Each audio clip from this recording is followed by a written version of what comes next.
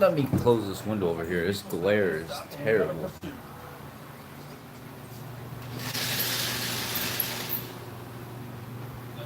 The glare is crazy.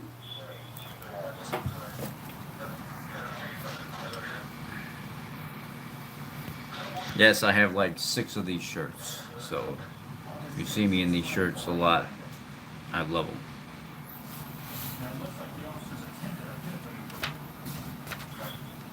For some reason, it just seems like this lens always glaring. Like it's like oil or something on it. Okay, we are going to do a 6-question tag. My first question for somebody would be, is your family part of your eating healthier plan? I'm not necessarily specifying keto, I'm just specifying healthier. Are you making an impact on their life? Are you trying to help them change up things? Let me turn off this TV so I don't get like any infraction, like in what do you call it? Claims against my video or something like that because I have somebody else's footage in the background.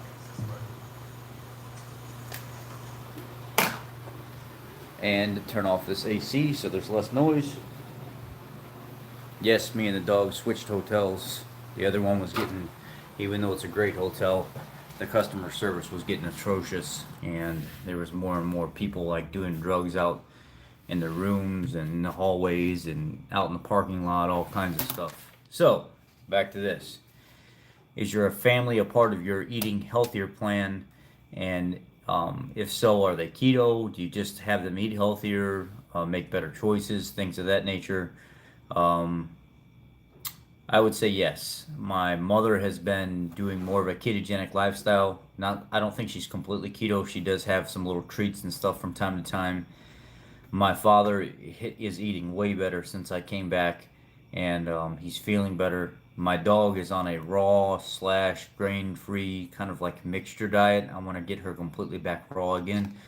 But this time I'm actually going to pay somebody to formulate an exact amount that I should be giving her: bone, meat, egg, phosphorus and calcium from the shells, from the eggs, stuff like that. And I want a lab panel done on her so a nutritionist for dogs could actually look at it and set it up for me appropriately. I found one.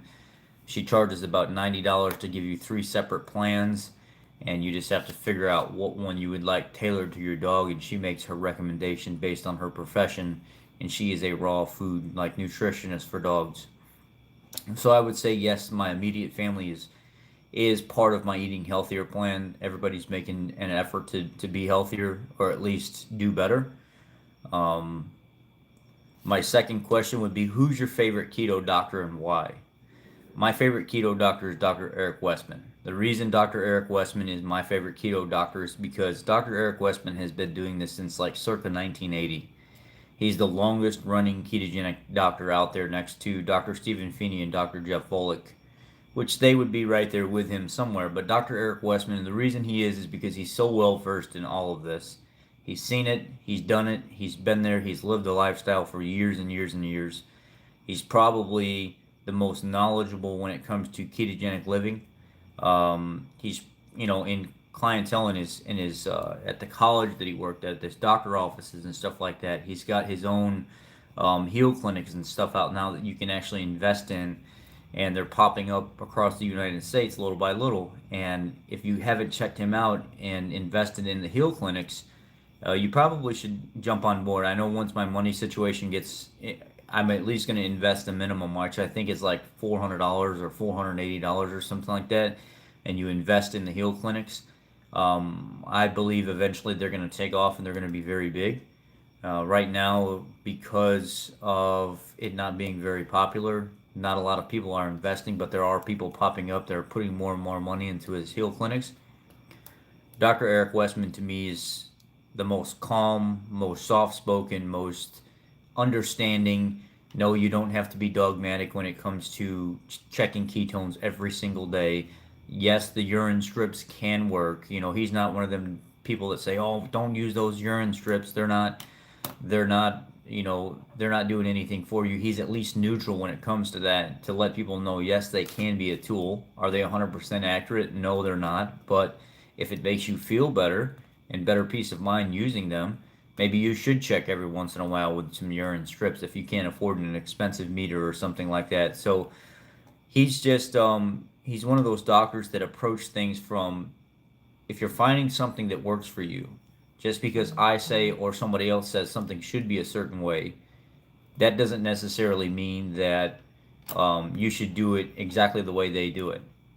Keep calm, follow your journey, follow your path, and do what works for you. He's not a dogmatic doctor. He doesn't think he has it all figured out, but he is the best doctor, in my opinion, when it comes down to ketogenic living.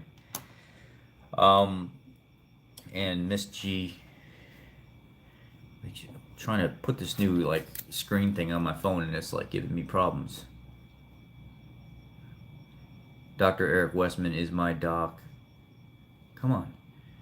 We invested in Heal Clinics. He is the absolute best. You're right, he is. I agree with you. He's got the most knowledge so far that I can see when it's come to it. I mean, he even had his own ketogenic plan before keto really took off and became more and more of a popular thing to do.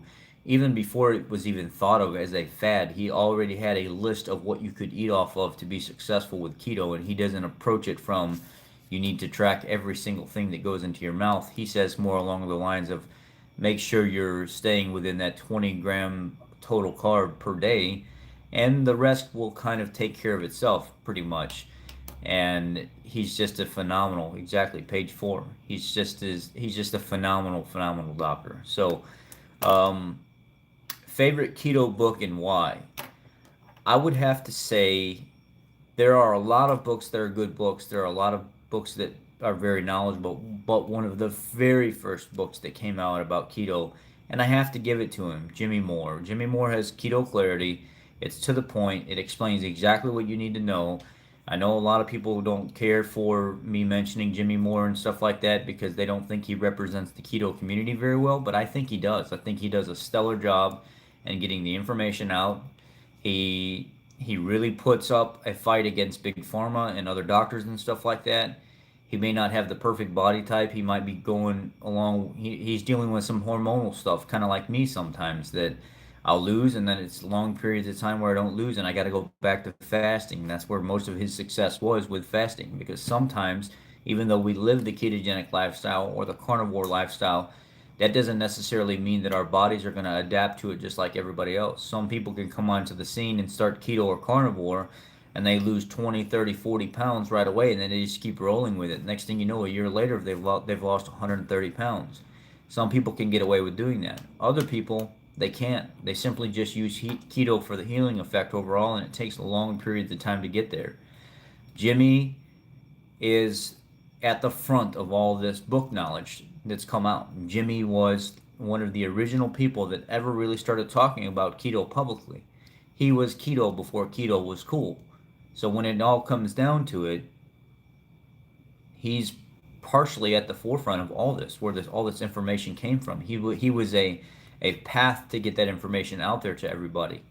So he's got a couple books, Keto Clarity, Cholesterol Clarity, and then him and his wife got some new books. He's co-wrote books with Dr. Eric Westman, Dr. Jason Fung, Maria Emmerich, using a lot of her recipes in his book. So I have to give it to him on that. He's done the work, and he's put in the time for that, and he's just a wonderful person to deal with in general. People may not see everything eye to eye with him, but he's a great dude. I mean, he just cares a lot about people and getting information out there. Favorite number, okay, so this is number 4. Favorite personal keto food. My favorite personal keto food is my fathead pizza. And the reason I specify my fathead pizza is because the way I do it, my recipe for it, I think it's by far superior than the rest of them. I found a recipe that I like, that I've tweaked using many different ones to come up with mine. And I just absolutely love it. I love the fathead pizza that I make, and I can eat tons of it and never gain weight doing it. Now, this is a several part question 4. The first one was favorite personal keto food, which is fathead pizza, but I want to specify my fathead pizza. The second part to that number 4 question is favorite family food. If I had to pick a favorite family food, I would have to say it would also probably have to be like a fathead pizza. I make like a um, keto lasagna, which is like a 6 layer, nothing but like meat and sausage and stuff like that. They really love that. It's meat and sausage, and I'll go ahead and chop up some greens and stuff and throw in there with a bunch of like onion and stuff like that. And I'm talking like broccoli, cauliflower. I'll make a several layer cauliflower bread, but really, really thin. But I'll make it my way, my recipe. Nobody else has the recipe like mine out there. I'm surprised mine isn't bigger than what it is, but mine's very simple. It's a 10-ounce bag of riced cauliflower. It's 2 eggs. It's 2 cups of cheese, and just blend it all up. You can throw some seasoning in there if you want it, and then put a piece of parchment paper down on a flat baking pan, and then just take like your pastry spoon or something like that and just run it across the top of it and flatten it out. Every single time it comes out perfect. 15-20 minutes in the oven at about 400 degrees, and you'd be amazed on how simple this is. No water, no leftovers, no byproduct material and stuff on the side like everybody expects. It's just perfect every single time. And I came up with this idea when I was trying all these other cauliflower recipes, and I said, man, this just takes too long. I want something quick, I want it to the point, and I want it now. So I went to the store, I got this bag of rice cauliflower. I went ahead and threw a bunch of, like a couple eggs in there. I even threw a little cream cheese at first, a couple cups of cheese, and I said, man, this works way better than any of these other recipes. Well, why don't I just coin it as my cauliflower crust pizza? So I'll use cauliflower crust, off the bottom on a bed of Italian sausage, and then cauliflower crust, and then I'll put some bacon and a little bit of ground sausage and stuff on there, and maybe just a little bit of ricotta cheese and some cottage cheese, and I'll build it up, and I'll make it like 6 layers, and it's just phenomenal. So my favorite family food would probably have to be the cauliflower style, lasagna, or just call it a keto or carnivore lasagna. Um, my favorite party event food that's still part of question 4 would be probably some kind of uh, like jalapeno poppers, or like I make my own homemade barbecue sauce. Again, this is not to promote myself, but I've learned over the 3+ years of sticking with this constantly that I make a lot of my own sauces and stuff better than what's out there, because I've learned how to tailor my sauce to my taste buds. And many people have made my barbecue sauce, which I have like a meme card made up for it, and they've said, "Man, this is the best." But the problem is, I can't stop eating it, and it's the same with me. I have to be very selective when I do it. I make my own barbecue sauce, and I'll put some bunch of chicken wings and stuff in the air fryer, and I'll coat them in this just real lightly at first. I'll put them in the air fryer for a while, and then right before they're done, I'll pull them back out, recoat them again, toss them around in a bowl, and throw them in there and finish them off the rest of the way in the air fryer. Man, they're just delicious. I mean, you're talking about so good. Um, my number 5 question may be a little bit more personal to the person. So, do you believe after healing that other foods can be added back in? And when I say other foods, I mean healthy foods outside of keto. Do you ever think that you would put sweet potatoes back in, regular potatoes back in, starchy stuff that can be healthy if you turn it into resistant starch? Cook a potato, let it cool down, and then eat it. Now you've taken the carb ratio and how it affects your, not ratio, but how it affects your blood sugar, and you've completely changed it on a well, I guess you can call it a scientific basis. The carbs don't affect your blood sugar as much anymore because you've let this starch that got hot cool, and now it affects you completely differently. Would you add anything like that back in? Would you ever add, a grain or something back in? Would you ever add some kind of flour or something back in? Would you ever add mangoes, papaya, something like that back in? Kiwi? Would you ever add any of those things back in after you felt confident in your healing process? You've lost the weight that you want to lose. You've gained control of the amount of foods that you eat, and you've learned that you can't just binge on everything. Would you add other foods back in? My answer to that is Yes. I often, every couple weeks, every month, every, 6 weeks or something like that, I will put something back into my diet sometimes just to see how I react to it, just to see um, how I feel like when I eat it. Is it affecting my insulin or my blood sugar levels like it did before? Is it affecting me like it did, 3 years ago? Can I put this back in my diet and control it? Absolutely. I would try that, and I have a small group called Carnivore Reset, and this is not me trying to advertise myself, and that's what we do in that little group. Whenever we feel like we have enough people together that are wanting to try something out, and they've been carnivore for a long time or keto for a long time, they say, you know what, I want to add the sweet potato back in and see how it affects me, and I'll help that person go for 5 days straight, 7 days straight, 2 weeks straight, and monitor them and talk to them every single day that they report, okay, I ate this and this is how my blood sugar responded. I ate this and this is how I slept. I ate this and this is how I feel during the day. And I'll help that person engage whether or not is this really, something that you want to keep in your diet and continue forward, or you just want to know now whether or not you can put it in your diet and then continue healing and then add it back in at the end. Brennan, how are you? So I do believe after the healing is done, after you're confident in yourself, after you've gained that clarity and stuff in your life that you've got control, that adding other foods back in would be a benefit. I don't promote ever that carnivore or keto should be done for the rest of your life. Now, if you want to do that, that's completely up to you, and it's very safe to do it. But I do not promote that. I don't ever tell people in a dogmatic fashion that you should do this for the rest of your life. I think people, after they heal, should try and see if other foods can be added back in. And I think 90% of, if not more, of the doctors that we follow and the other groups that we follow also promote the same thing. There's a very small portion that are dogmatic and they say don't add things back in. Um, I wasn't going to do a sixth question, but I went ahead and added it in there anyway. Do you consume ever any foods outside of keto now, right now at this time while you're healing? Are you just strict keto by the book, macro counting? Um, are you just strict keto by the book or strict carnivore by the book? Don't add anything back in. You don't add popcorn in on the weekends when you go to the movies with your loved one. You don't add anything else back in outside of that. You are just like really hardcore. I don't add any other foods outside of my carnivore or my keto program back in. And what I'm saying, what I mean by that is cheat days. Do you have cheat days? Do you have carb cycling days? What do you do to prepare for the holidays for the carbs that are involved then? Okay, so I want to approach this question 6 from a multiple point deal. Cheat days, do I have them? I do have them sometimes. Not all the time, but I will have them. I'm human. I get a taste for food. I've gained control of myself.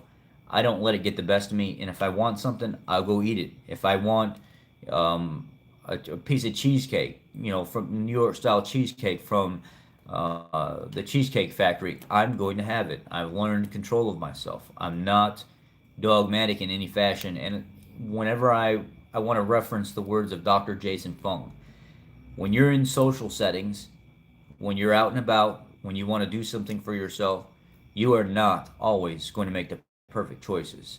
Have the food that you feel like having if you've gained control of yourself and move on about your business. When you sit there and dwell on it and you think too long, oh my God, I did this and I'm going to fall off the keto wagon and they're going to be so unhappy with me. And the first thing I want to do is want to run back to my keto group and say, oh my God, I did it again. I cheated. That's none of their business. That's your business.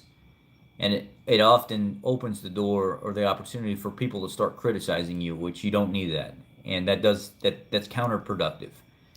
If you have made a choice, you're an adult, pick yourself back up and keep going. There's no reason to tell the whole world you made a mistake. There's no reason to have bad feelings towards what you did. You just pick yourself up and you keep going. But if it's a controlled event, if you know you're going to have it and you've got control of yourself, who cares? Move on about your business. And nobody needs to know what you did. It's your life. Live it. Carb cycling. I did try carb cycling before. Did I gain weight? I would gain 2 or 3 pounds in the weekend of doing it, but then I'd go right back to keto that following Monday, and I'd be completely fine. Did it help with my gym performance? Absolutely, it did.